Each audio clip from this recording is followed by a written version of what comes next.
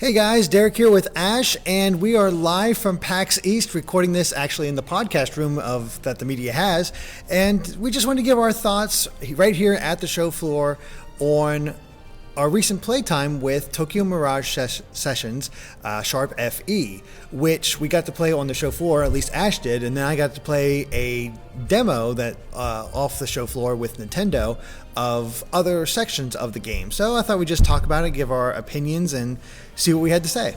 Cool. So, sounds good. What'd you think of on the show floor? I know this is the first time we've gotten to play the game in English, and I guess the first real time you've had the chance to play it. So what'd you think, Ash? Just like I said before I got the chance to play it, I'm loving the style. It's so colorful, and it has that signature Atlas kind of charm and slickness to it. The menus are so slick. Yeah. And just the way everything pops, like it's so bright and colorful. It almost feels like more like Persona Cross Fire Emblem, and I think that's a lot of the source of a lot of disappointment for Shin Megami Tensei fans, because it feels more like Persona 4 in terms of its visuals and style than, like, for example, Shin Megami Tensei 4. Yeah, exactly. Yeah. This is a much different game, and the thing that they've been trying to emphasize more and more is that this is sort of its own game. Don't have any judge it based off of the Fire Emblem series or the Shin Megami Tensei series, even though there are references to both series within it. It's just the story and characters are all original, other than the Fire Emblem Mirages. It's very much its own beast, and I like it. I mean, it's very much a traditional JRPG, despite the fact that the presentation is very non-traditional. When you get down to brass tacks, the battle system it's turn-based. It feels very, it feels very traditional in a way, and I love the whole session mechanic where you use certain attacks, will trigger your other party members to attack automatically, and everything has kind of like this pop idol vibe to it, where each battle takes place on a stage in front of an audience, which kind of actually ironically reminds me of Paper Mario: The Thousand Year Door. A little bit, yeah. Which there's no, as far as I understand it, there's no audience participation. No, it's just like more visual. But it almost feels kind of like that, and also I get a bit of a Final Fantasy X-2 vibe from it, which I'm fine with. I like that game. We explored around in the show floor demo where we found out that any outfit that your character has worn up to that point, they can change into, and you can fight in that outfit. And even their portrait on the menu screen changes depending on the outfit they're wearing, which is cool. Yeah, it all works very well, and I know you really like the battle mechanic of the timeline on the top. It's very reminiscent of Grandia, where it shows you who's going when. Yeah. And you can sort of plan your attacks around that based on everybody's speed. Yeah, now I know in Grandia there are certain attacks would like move the different characters' position on the meter such that, like, if you use a stronger attack, it would push their position back, so it would take them longer to act again. I don't know if that happens. I've not seen that at all. I didn't either, so I'm not sure if it's quite the same thing. Not quite. I guess more along the lines of Final Fantasy X's. Yeah, so you can at least plan because you know when your characters and the enemies are going to attack. Yeah. Which, I really liked it. It was very Grandia-esque in that sense, and it's just got everything's got such a great hyper colorful anime vibe to it. Yeah, because I had played the Japanese version for a little bit. It's only so far I can get without being able to read the language. Yeah. And you had the show floor demo is the first, I guess, real dungeon. It's where the mechanics are starting to open up and you're getting a little bit more, and it's a pretty cool look to it, and it's in the Shibuya. I guess in this case 104, right, or 106 106 because it's 109 in Japan. Right. And no, it's a cool looking dungeon. We got to see that dungeon, the opening dungeon, and one I haven't seen before, which is the what looks to be the second dungeon, and I love the looks of these things. It's like a darker look, but it's still vibrant and colorful and different. Yeah. And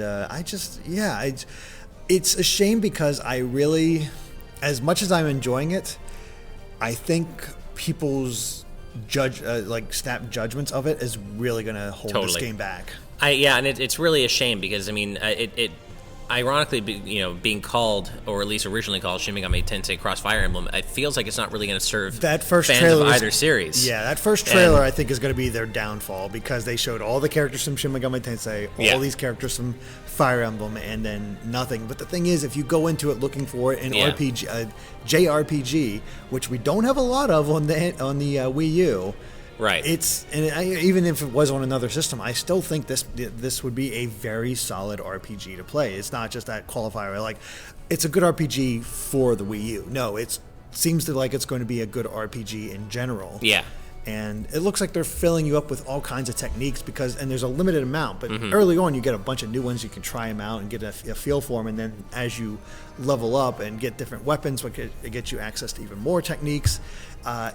You're really going to get customized and see what works best for you, and I think it's going to be a pretty fun battle system. And they did say at part of Nintendo, they said the session attacks are going to be pretty essential.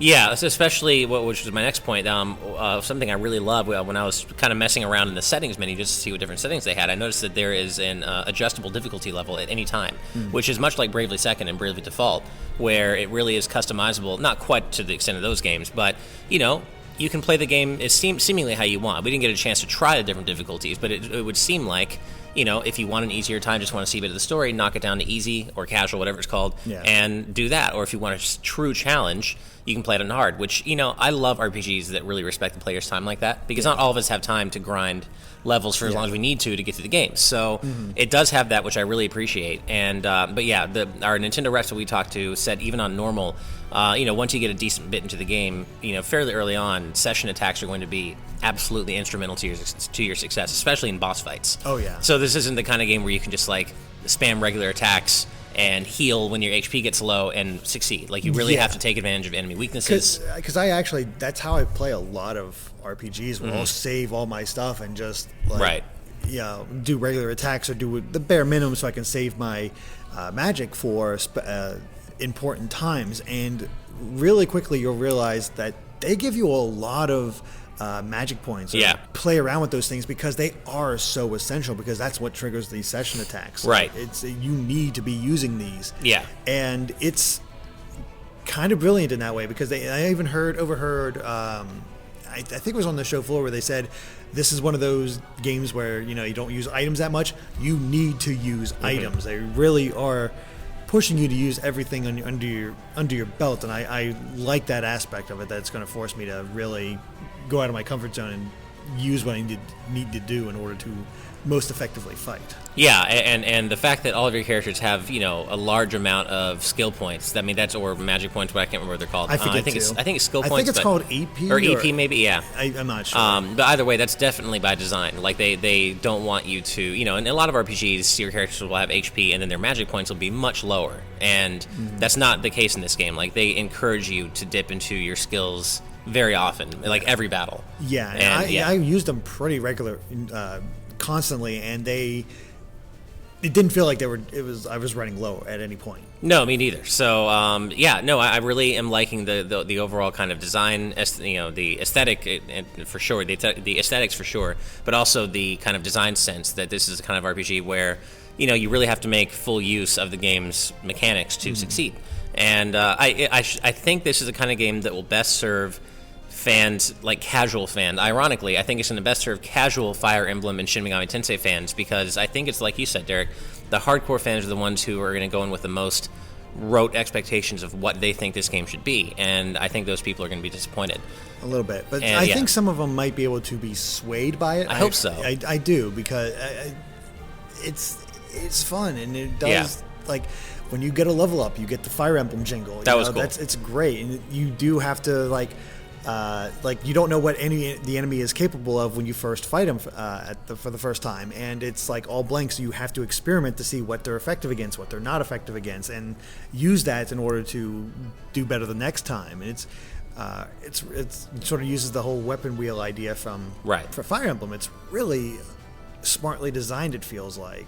I will say I could maybe see, I got the sense of maybe kind of the idea of repetition setting in from the enemies a little bit, that because there are no random encounters. You run into enemies on the map or in the dungeon and you fight, which is fine, but from what I could tell, every enemy looked exactly the same. They were like these creepy phantom looking things, but and then when you got into the battle, that's not what they were. They were different enemies, but the kind of the catch-all design for enemies roaming the dungeons seems to be these phantom creepy things, which they look cool, but if that's really all the enemies look like throughout the entire game before you get into battle, I could see that maybe getting a little repetitious. Maybe a little, but they're also like, what to look out for and to avoid, and you sort of know their patterns, because from what I could tell, some do move to you more quickly than others, right. But the patterns are relatively easy to predict. And I do like how if you can stun them, but you're not automatically pulled into battle with them, right? So you can use that to just stun them and then just run away, or get an advantage if you engage them. Yeah, exactly. It's really It's smart, right? Because I'm trying to think of another game like that where you can hit him and just like, okay, you're done. I'm going to go away. Radiant Historia is like that. Actually. Okay. Yeah. So there are a few RPGs that do that, but yeah, no, I'm glad that that's in the game. It's always nice to be able to see your enemies and choose whether you want to engage them or not to a degree. I will say that in the show floor demo, I saw just a wonderful enemy. Atlas is the one handling the translation for this, and Nintendo clarified it was basically because they have the best handle on the Shin Megami Tensei side of things and getting that feel. So it just made more sense to have Atlas handle the localization.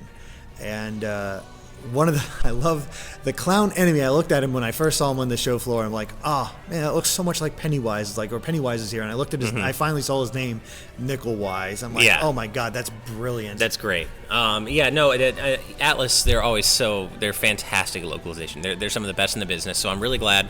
Not that Treehouse also is. So it's not like it's I'm glad Treehouse isn't doing this game.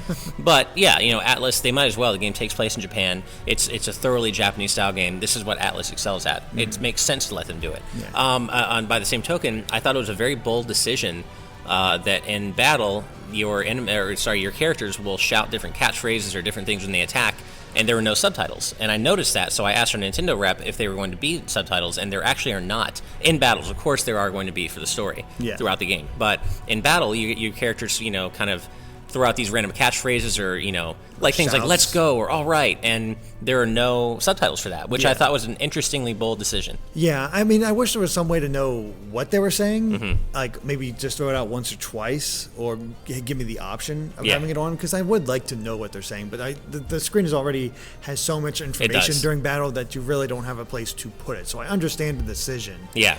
And, it was, I mean, I'm mostly positive on this. I can't think of any major things I have issues with in regards to Tokyo Mirage Sessions. No, I mean, I think people will probably call out the graphics. I mean, stylistically they're great, but you can definitely tell there's some shaky textures. The character models are slightly basic looking. Like, you can definitely tell that this is not necessarily, it's definitely not the best looking Wii U game I've seen. Yeah. Not that it's certainly attractive in its aesthetic sense, but technically I've seen better looking Wii U games. And I think that'll probably be a sticking point for some people. The dungeons look, geometry wise, they look a little basic. Yeah. So, I think visually maybe the overall basic technical look is going to maybe, be a sticking point for some, but I think the art style more than makes up for it, and the liberal use of color makes up for that. The menus are so slick. Love that. And so I could see there being potential sticking points, but overall I think the game has a nice look to it. Yeah, I'd agree with that. I can't think of anything like that just screams like, oh god, not this. No, I mean, I think really that's going to be the anime element for a lot of people, which for people like you and I, that's fine. I love, I think anime is great. We got to see an animated cutscene. It's gorgeously animated. This is maybe not the best animated, but it's still like you don't have any weird looking faces like you do with the Ace Attorney anime. Exactly. Right, yeah. I mean, I think it'll be that cheap. No, it's not. I mean, I think it'll be. Wait, did you just call Ace Attorney cheap? Well, the anime is. No, I know. No. But I do think the fact that it's too anime, and I'm using air quotes, you can't see that, but I think that's going to be a thing for people. It's like, oh, it's too much anime in my Shin Megami Tensei, but whatever. That's the style they're going for. I think it works. I had one more point, but I can't. Oh, the music, of course, is fantastic from what we could hear. And of course, a Shin Megami Tensei game. What's an SMT game without its music? Yeah. Or a Persona game, for that matter, without its music. So definitely, the music seems to be more stylized toward SMT than Fire Emblem. Yeah. But it works. It totally works. I agree with that. I mean, didn't get to hear too much, but the little bits I did hear are very good. And I've heard like the J-pop songs are fine to me. They're pretty catchy, and it all I'm okay with going with a J-pop setting. This is a very uniquely Japanese thing, and it's a very uniquely Japanese game. And if you can get behind that, I think you're going to have fun with it. And I'm excited to play. Like, it was funny because you're like, "Dang, I wish I had claimed the review for this." Yeah, I kind of want to review it because I think I'm going to like it. But yeah, Yeah. So, Sorry, the way the cookie crumbles. Yeah. But well, I think that's all we have to say on Tokyo Mirage Sessions. Can't say sessions. Sharp FE, and of course, stay tuned to Game Explained for more on stuff from PAX. We got one more discussion on Kirby Planet Robobot coming up.